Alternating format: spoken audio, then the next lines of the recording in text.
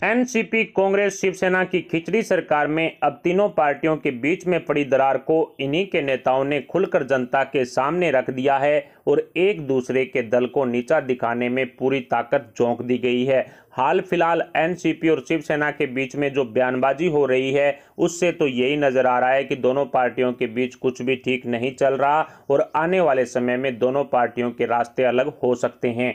जब से NCP supremo Sharad Pawar प्रधानमंत्री नरेंद्र मोदी जी से मिले हैं तभी से शिवसेना बौखलाई हुई घूम रही है और नए नए मुद्दे ढूंढकर शरद पवार एवं उनकी पार्टी एनसीपी को नीचा दिखाने में कोई कोर कसर नहीं छोड़ी गई है।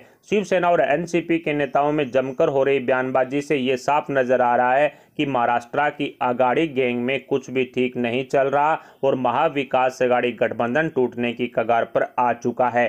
शिवसेना और एनसीपी नेताओं ने जमकर एक दूसरे पर अपनी भड़ास निकाली है। दरअसल एनसीपी सांसद अमोल कोले ने कहा था कि एनसीपी सुप्रीमो शरद पवार के आशीर्वाद की वजह से ही उद्धव ठाकरे मुख्यमंत्री बन पाए थे।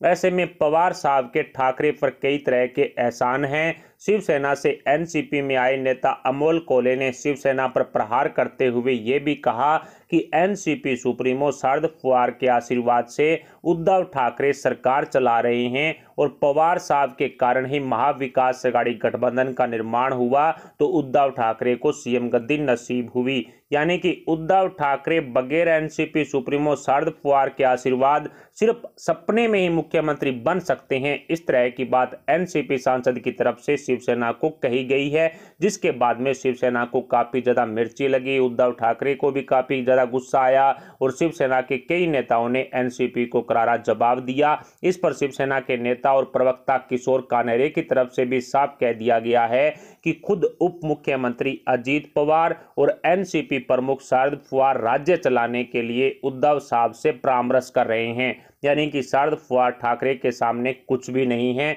इस तरह की बात शिवसेना के नेता की तरफ से एनसीपी को कह दी गई है। साथ ही शिवसेना ने यहां तक कहा कि एनसीपी नेता अमोल कोले को अब मेमोरी टेस्ट करवाने की जरूरत है ताकि उन्हें याद आए कि महाविकास आघाड़ी गठबंधन सरकार में उद्धव ठाकरे से शरद पवार हमेशा परामर्श लेते रहे हैं और राय लेते रहे हैं। साथ ही शिवसेना ने एनसीपी नेताओं पर गठबंधन में जहर घोलने का आरोप तक लगा दिया है, जिसके बाद में एनसीपी और शिवसेना के नेता आमने सामने हैं एवं एक दूसरे पर कटाक्ष करने में कोई भी मौका नहीं छोड़ रहे हैं। दोनों दलों के बीच हो रही लगातार बयानबाजी से साफ हो चुका है कि महाराष्ट्र की आघाड़ी गैंग में कुछ भी ठीक नहीं चल रहा। भगवान भरोसे ही महाविकास आघाड़ी गठबंधन की खिचड़ी सरकार चल रही है।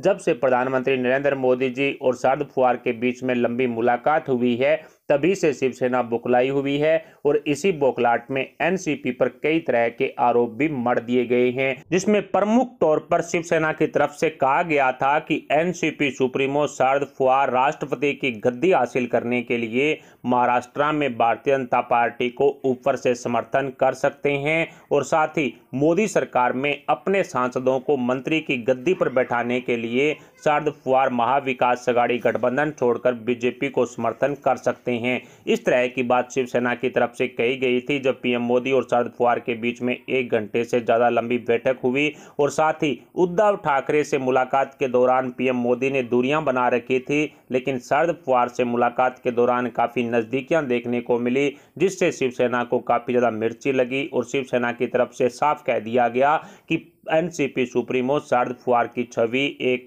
धोखेबाज नेता की तरह रही है, एक धोखेबाज पार्टी प्रमुख की तरफ रही है।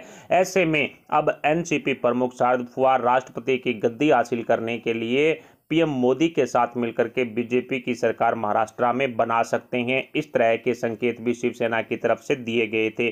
कुल मिलाकर के शिवसेना और एनसीपी के बीच में जो चल रहा है उससे महाविकास आघाड़ी गठबंधन की उद्धव सरकार में खलबली मची हुई है। क्या शरद पवार बीजेपी के साथ जाकर के देवेंद्र फडणवीस की सरकार बनवा सकते हैं? क्या उद्धव ठाकरे को इस तरह का झटका दिया जाएगा? इस पर आप अपने विचार हमें कमेंट बॉक्स में जरूर बताएं। साथ ही वीडियो को लाइक करके हमारे चैनल को सब्सक्राइब जरूर कर लें। सब्सक्राइब के पास वाला बेल आइकन भी दबा लें। अभी के लिए इतना ही, मिलते हैं अगली बड़ी अपडेट के साथ। तब तक के लिए जय हिंद, जय भारत।